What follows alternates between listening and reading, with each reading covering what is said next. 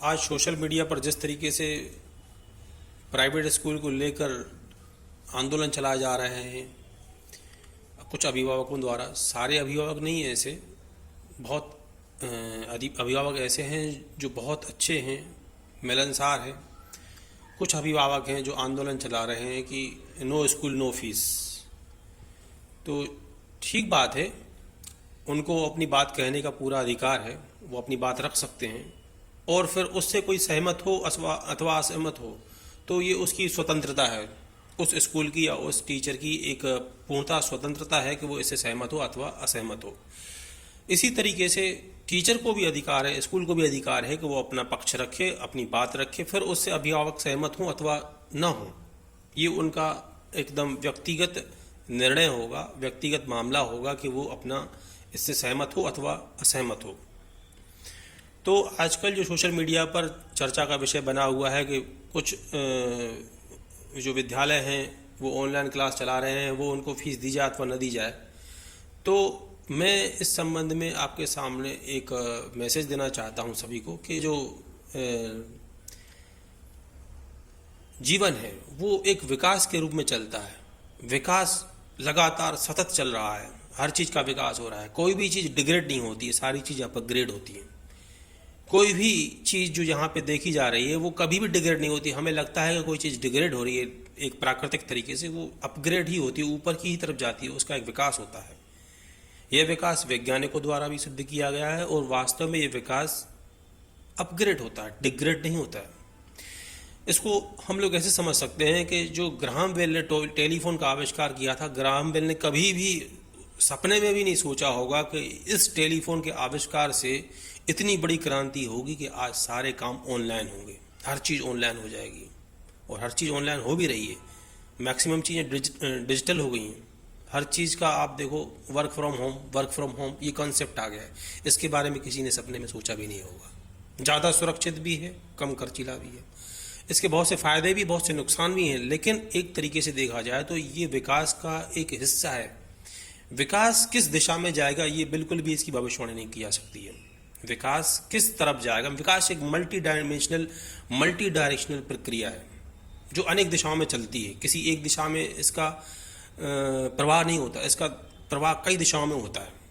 तो यह भी एक विकास का एक सोपान है, यह एक स्टेप है विकास का कि जो आज हमारे सामने मोबाइल का उपयोग हो रहा है, किसी ने सपने में भी नहीं सोचा होगा कि मोबाइल का इस तरीके से उपयोग होगा। जो बच्चे ऑनलाइन पढ़ रहे हैं आज के टाइम में, वो बच्चे 12th के बाद उनको मोबाइल ऑनलाइन एजुकेशन के लिए दिया जाता था। आज वो बच्चे 6 क्लास के उसको ऑनलाइन के रूप में इस्तेमाल कर रहे हैं। उसको सारे फंक्शन पता हैं, सारे ऑप्शंस पता हैं। हो सकता है कि हमें कुछ ऑप्शन पता ना हो, लेकिन उनको सारे ऑप्शंस पता हैं। एजुकेशन एक सतत प्रोसेस है, सतत चलने वाली कंटिन्यूस प्रोसेस है। जो सीखने की जो प्रोसेस है वो सतत चलती है और सतत चल ही रही है। तो इस प्रोसेस को किसी भी तरीके से रोका जाए तो विकास की प्रक्रिया को रोकना है। स्कूल बंद हो गए हैं 4 महीने से, कोई बात नहीं, लेकिन जो अध्ययन की, जो सीखने की, जो टीचिंग और लर्निंग की जो प्रोसेस है वो भी एक सतत प्रक्रिया, उसको भी नहीं रुकना चाहिए। अगर हमें आज एक प्लेटफॉर्म मिल रहा है ऑनलाइन एजुकेशन का तो उसका फायदा उठाना चाहिए। कोरोना को एक किसी समस्या के रूप में न देखा जाए, कोरोना को एक अपॉर्चुनिटी के रूप में देखा जाए। कोरोना एक बहुत बड़ी अपॉर्चुनिटी है, क्योंकि अगर हम उसको समस्या के रूप में देखते हैं तो हम पीछे चले जाएंगे, और अगर हम उसको अपॉर्चुनिटी के रूप में देखते हैं तो हम आगे निकल जाएंगे। कोरोना एक अपॉर्चुनिटी है, इसको अपॉर्चुनिटी के रूप में लें, पॉजिटिव वे में लें, क्योंकि कोरोना ने हमें एक नई चीज़ दी है, एक नया प्लेटफॉर्म दिया है। बहुत सारे प्लेटफॉर्म दिए, कई लोग समस्याओं में भी आए हैं इससे, कोरोना से, लेकिन उन सारी समस्याओं को ओवरकम करते हुए हमें आगे निकलना है। और हमें बच्चों को वो सिखाना है कि इस परिस्थिति में आप एजुकेशन को कैसे कंटिन्यू रख सकते हैं, क्योंकि ये कंटिन्यूटी बहुत ज़रूरी है। अगर इस कंटिन्यूटी को हम लोगों ने अगर किसी भी तरीके से रोका, इंटरफेयर किया, तो जो एजुकेशन की जो सतत प्रोसेस है, वो प्रवाह है जो एजुकेशन का, वो रुक जाएगा। वो एक एजुकेशन का फ्लो होता है, उस फ्लो में वो काम करता है। अगर उसको हमने फ्लो को किसी भी तरीके से रोका तो उसके दोषी हम होंगे। तो इसमें हम बाधा न बने, क्योंकि ये उसके प्रवाह में बाधा बनना हो। तो पहला तो ये कि ये एक सतत प्रक्रिया को सतत चलने दें, फिर वो किसी भी प्लेटफॉर्म पे हो, वो फिजिकली स्कूल में बच्चे आएँ उस रूप में हो, या अगर ऑनलाइन एजुकेशन चल रही है तो उसमें हो वो आगे जाके सारे काम ऑनलाइन हो जाएंगे। लेकिन अगर हमने बच्चों को इस ऑनलाइन एजुकेशन से दूर रखा तो यही बच्चे सबसे पीछे खड़े होंगे लाइन में, जिनको हम ऑनलाइन एजुकेशन से दूर रख रहे हैं। और जो बच्चे ऑनलाइन एजुकेशन ले रहे हैं वो बच्चे सबसे आगे दिखाई देंगे, क्योंकि सारा जो नेटवर्क है वो ऑनलाइन होने जा रहा है। और इस ऑनलाइन एजुकेशन को हमने किसी भी तरीके से रोका तो हमने विकास की प्रक्रिया को रोक दिया। तो इस चीज़ को गांठ बांध दिया जाए कि ये विकास की प्रक्रिया है, विकास का एक सोपान है, विकास का एक स्टेप है, इसको इसी प्रवाह से चलने दें, इसमें व्यवधान न डालें। अब ये ऑनलाइन एजुकेशन कहीं किसी को शारीरिक रूप से या मानसिक रूप से प्रभावित कर रही है, क्योंकि मोबाइल से निकलने वाले रेडिएशंस हैं वो बच्चों के लिए नुकसानदायक हो सकते हैं। अगर हम मोबाइल से आने वाले रेडिएशन को रोक भी दें तो भी हमारी जो हमारा सारा एनवायरनमेंट है वो रेडिएशन से घिरा हुआ है। रेडिएशन से हम कहीं बचे हुए नहीं हैं। रेडिएशन हमारी टीवी में है, कंप्यूटर में है, लैपटॉप में है, बैटरीज में है और टावर्स में है, और जहाँ जहाँ हम मार्केट से भी निकलते हैं वहाँ पे कई जगहें ऐसी हैं जहाँ पे हमें रेडिएशन से निकलना पड़ता है, रेडिएशन के लिए हमें एक्सपोज होना पड़ता है। तो हमारी बॉडी भी उसी तरीके से मॉडिफाई होती जा रही है। हम रेडिएशन को एडेप्ट करने की कोशिश कर रहे हैं, हमारी बॉडी उस हिसाब से मॉडिफाई भी हो रही है, क्योंकि ये विकास की प्रक्रिया है। दूसरा, ये कंपटीशन का दौर है। हम देख रहे हैं कि हमारे चारों तरफ जितने भी एग्ज़ाम हो रहे हैं वो सब ऑनलाइन एग्ज़ाम हो रहे हैं। तो वो बच्चे जो ऑनलाइन के बारे में नहीं जानते हैं उनको ऑनलाइन एग्ज़ाम देने में दिक्कत होती है, प्रॉब्लम होती है। उनको ऑप्शंस पता नहीं है, उनको फंक्शंस पता नहीं है, कभी वो फंस जाते हैं ऑनलाइन में कि यहाँ पे क्या होना चाहिए, वहाँ पे क्या होना चाहिए, इस स्टेप पे क्या करना चाहिए। तो ये प्रॉब्लम उसमें आती है। ऑनलाइन एजुकेशन जिनको नहीं मिली उनके साथ ये समस्या है। लेकिन जो बच्चे ऑनलाइन एजुकेशन से फ्रेंडली हैं वो सारे बच्चे इसको ओवरकम कर जाएंगे। तो अगर हम इस प्रक्रिया को रोक देते हैं तो जब भी हमारे बच्चे आगे बढ़ेंगे, विदेश जाएंगे और हायर एजुकेशन के लिए जाएंगे, तो इन बच्चों में वो हीन भावना आ सकती है, क्योंकि वो ऑनलाइन के बारे में नहीं जानते हैं। ये उनका एक अधिकार है, जो विकास की प्रक्रिया है, एजुकेशन का सतत प्रवाह है। यह उसमें हम अगर उनको रोक देते हैं तो ये उनको जो एक कंटिन्यूटी है एजुकेशन, उससे हमने डिस्कनेक्ट कर दिया। तो ये उसके लिए हम दोषी होंगे, क्योंकि यही बच्चे आगे जब फॉरेन कंट्री में पढ़ने जाएंगे तो उनको वहाँ पे ये सारी चीज़ें ऑनलाइन पढ़नी पड़ेंगी, ऑनलाइन करनी पड़ेंगी। और अगर उनको ऑनलाइन में यहाँ पे हमने एजुकेट नहीं किया, उनको हमने स्ट्रॉन्ग नहीं बनाया, तो ये बच्चे वहाँ पे सबसे पीछे खड़े होंगे। तो उसके लिए जिम्मेदार हम स्वयं होंगे, हमारे बच्चे नहीं। उनको तो जैसा बना देंगे वैसा बन जाएंगे बच्चे। बच्चे तो एक कोरा कागज होते हैं। ऑनलाइन एजुकेशन का फ़ायदा क्या है? ऑनलाइन एजुकेशन के बहुत से फ़ायदे हैं। एक तो बच्चा घर में बैठा है, माँ बाप के सामने बैठा है, अभिभावक के सामने बैठा है, वो वहाँ पढ़ रहा है। उसको ट्रांसपोर्ट का खर्चा नहीं देना है, उसको यूनिफॉर्म का खर्चा नहीं देना है। और अगर टीचर ऑनलाइन एजुकेशन दे रहा है और वो सारी चीज़ें जो उसको रेगुलर क्लासरूम में मिलती हैं वो अगर उसको ऑनलाइन मिल रही हैं, घर बैठे मिल रही हैं, तो ये तो सस्ता सौदा है। फिर ऑनलाइन एजुकेशन में लगता क्या है?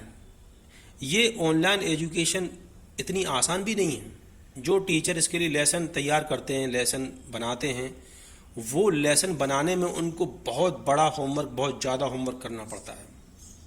तो उनका ये अधिकार बनता है कि अगर वो उस कंटिन्यूटी को बनाए हुए इस कोरोना टाइम में, इस क्रूशियल टाइम में, तो उनको उनका शुल्क मिलना चाहिए, अवश्य मिलना चाहिए।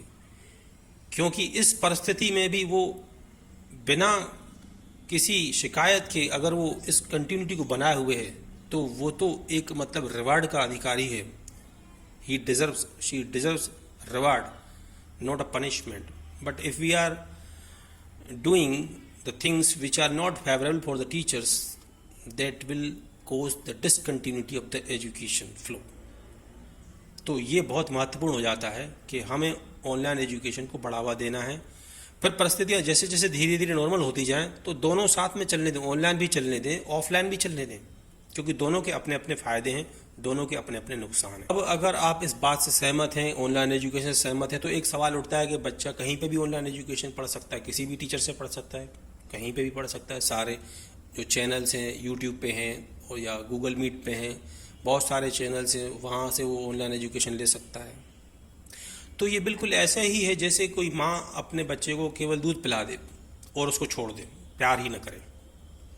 तो ऐसा बच्चा बड़ा तो हो जाएगा, लेकिन उसमें प्रेम नाम की कोई चीज़ नहीं होगी। वो बच्चा जो होगा थोड़ा कम संवेदनशील होगा। तो ये संवेदनशीलता उसके लिए, संवेदनहीनता उसके लिए बहुत नुकसानदायक हो सकती है। संवेदनशील होना बहुत ज़रूरी है, चीज़ों को समझना। ये प्रेम से आती, प्यार से आती हैं। तो जब कोई बच्चा अपने ही टीचर को स्क्रीन पर देखता है तो उसे बहुत खुशी होती है। वो माँ से कहेगा, देखो माँ मेरे टीचर पढ़ा रहे हैं, और उसके चेहरे पे एक मुस्कुराहट आ जाएगी। और टीचर भी जब अपने बच्चे को ऑनलाइन देखेगा तो उसके चेहरे पे मुस्कुराहट होगी। इस मुस्कुराहट की कीमत बहुत ज़्यादा है, उसको रुपयों में नहीं आंका जा सकता। तो ये एक दोनों के बीच में कनेक्शन है, टीचर और बच्चे के बीच में कनेक्शन है। इस कनेक्शन को बनाए रखना है, क्योंकि वो बच्चा उस टीचर को ज़्यादा अच्छे तरीके से सुनेगा जो उसको स्कूल में पढ़ा चुका है, उसकी क्लास ले चुका है। तो हमें ये चीज़ का ध्यान रखना है कि जो टीचर उनको स्कूल में पढ़ाते रहे हैं, जहाँ पे संभव है वहाँ पे इसका फ़ायदा उठाया जाए। जहाँ पे संभव नहीं है वहाँ पे कुछ दूसरे तरीके से हम ऑप्शंस ढूंढ सकते हैं उसके लिए। एक बात और, हम शुरू में जब लॉकडाउन के दौर में थे, तो जब पूर्णतः लॉकडाउन था मार्च के महीने में, तो हम इस अभियान के लिए निकले थे कि कोरोना की जो वायरस की जो चेन है उसको तोड़ दिया जाए। लेकिन आज हम उस स्थान पे आके खड़े हो गए हैं, उस जगह पे आके खड़े हो गए हैं जहाँ पे कोरोना की चेन तो नहीं टूट रही है, लेकिन जो हमारे समाज की जो व्यवस्था है उसकी चेन जरूर टूट रही है। क्यों टूट रही है इसको हम ऐसे समझ सकते हैं, क्योंकि ये समस्या केवल टीचर की समस्या नहीं है, सभी समस्या में है। टीचर हो, मजदूर हो, डॉक्टर्स हो, इंजीनियर्स हो, कई लोगों की नौकरियां चली गई हैं, कई लोग जॉबलेस हो गए हैं, कई लोग की सैलरी नहीं मिल रही है, आधी मिल रही है, कट के मिल रही है, उसके बाद भी सब लोग सर्वाइव कर रहे हैं। लेकिन प्राइवेट टीचर की जो सैलरी है वो पिछले 3-4 महीनों से नहीं मिली है। मैं उन स्कूलों की बात कर रहा हूँ जो स्कूल बहुत छोटे लेवल के स्कूल हैं, स्कूल बंद होने के कगार पे हैं। उनके पास इतना फंड भी नहीं है कि वो अपने टीचर्स को सैलरी दे सकें। तो स्कूल बंद करना ही उनके लिए मुनासिब। बंद में इतना ही कहूँगा कि उनका किसी न किसी तरीके से सर्वाइवल होता रहे, वो सर्वाइव कर जाएं। ये एक समाज का एक बहुत महत्वपूर्ण अंग है। इस महत्वपूर्ण अंग को आज अगर हमने इग्नोर कर दिया तो हो सकता है कि हमें आगे आने वाले टाइम में अच्छे टीचर न मिले। इसको हम ऐसे भी समझ सकते हैं, जैसे मैं आपको एक कहानी कहूँ कि एक कसाई था, उसकी पत्नी थी, एक घर में रहते थे, झोपड़ी में रहते थे वो। तो वहाँ पर एक दिन कसाई शाम का टाइम पे घर आया तो उसकी पत्नी ने उसका झोला खोला। उस झोले में उसने सोचा, चूहे ने सोचा कि ये झोला जो है इसमें कुछ खाने का सामान निकाल रही है कसाई की पत्नी। बड़ा खुश हुआ, लेकिन जैसे ही उसने झोले में से सामान निकाला तो पिंजरा था वो। उस पिंजरे को देख के चूहा डर गया। चूहा दौड़ा दौड़ा दौड़ा कबूतर के पास गया। कबूतर को उसने बताई अपनी समस्या कि कसाई के घर में पिंजरा आ गया है, क्या करें। तो कबूतर ने कहा, ये मेरी समस्या नहीं है, ये तुम्हारी समस्या है, इसको तुम निपटो। चूहा उदास होकर मुर्गे के पास गया। उस कसाई घर में एक मुर्गा भी रहता था। तो उस मुर्गे ने कहा कि ये मेरी समस्या नहीं, ये तुम्हारी समस्या है, तुम अपने स्तर पे जिस तरीके से इससे निपटना चाहो निपटो, इसको हल करो। एक बकरा भी रहता था वहाँ पे। निराश होकर जब वो वहाँ से मुर्गे से लौटा तो बकरे के पास गया। तो बकरे ने उससे कहा हंसकर कि ये मेरी समस्या नहीं है, ये तुम्हारी समस्या है। चूहा बहुत उदास हो गया। उसी रात उस पिंजरे से खट की आवाज़ आई। उस खट की आवाज़ से चूहा एकदम चौकन्ना हो गया। चूहा तो बाहर था, लेकिन उस पिंजरे में कोई सांप फंस गया था। पत्नी ने समझा चूहा है, तो उसकी पूंछ बाहर निकली हुई थी आधी उसकी पिंजरे से। तो जैसे ही उसने उसकी पूंछ पकड़ी, पिंजरा खोला, सांप ने उसको डस लिया। सांप ने उसको डस लिया। चूहे ने भागना शुरू किया। चूहा भागता गया, चूहा डर गया। तो उस कसाई ने क्या किया, कसाई ने तुरंत वेद को बुलाया। वेद ने उससे कहा कि इसको कबूतर का वो तेल निकाल के मालिश की जाए, उस कबूतर का मांस खिलाया जाए इसको। तो वही कबूतर उस कढ़ाई में उबल रहा था। चूहा ये देख रहा था दूर से। चूहा भागने लगा। 2-4 दिन बाद जब पत्नी उसकी ठीक हो गई तो उसने आसपास के लोगों को बुला लिया कि मेरी पत्नी ठीक हो गई है, तो उसके लिए एक भोजन का आयोजन किया जाए। तो उस मुर्गे को काट के सबको खिलाया गया। उसके बाद दूर गांव से लोग आए उसकी खुशी में, उसने बहुत बड़ी दावत दी, तो उस बकरे को काटा गया, उस बकरे को काट के सबको खिलाया गया। तो ये समस्या किसकी थी? ये समस्या केवल चूहे की नहीं थी, ये समस्या सबकी थी। आज समस्या केवल टीचर की नहीं, ये समस्या सबकी है। टीचर एक महत्वपूर्ण अंग है समाज का। अगर हम उसको इस तरीके से निकाल के फेंक देंगे, इग्नोर कर देंगे, तो हम अपने समाज की एक चेन को तोड़ देंगे। हम निकले थे कोरोना की चेन को तोड़ने के लिए, लेकिन हम समाज की चेन को तोड़ दिए। हमें उनका किसी तरीके से सपोर्ट करना है कि वो सरवाइव कर सकें, और धीरे धीरे स्थितियां नॉर्मल हो जाएंगी तो उसके बाद टीचर अपने नॉर्मल लाइफ को जिएगा। उसके बाद कोई समस्या नहीं है, सारी समस्याएं सॉल्व हो जाएंगी। तो कुछ समय की प्रॉब्लम है, ये समय खराब है, धीरे धीरे समय सही हो जाएगा, सारी परिस्थितियां नॉर्मल हो जाएंगी, सब कुछ नॉर्मल हो जाएगा। समय कठिन है, माना कठिन है, लेकिन इसको हम जीत सकते हैं, इसको एक अवसर में बदल सकते हैं। कोरोना की चेन तोड़ना है, समाज की चेन नहीं तोड़ना है। सबको कोऑपरेट करें, सहयोग करें, सहयोग से ही सब कुछ होगा। टीचर का सपोर्ट करें। धन्यवाद।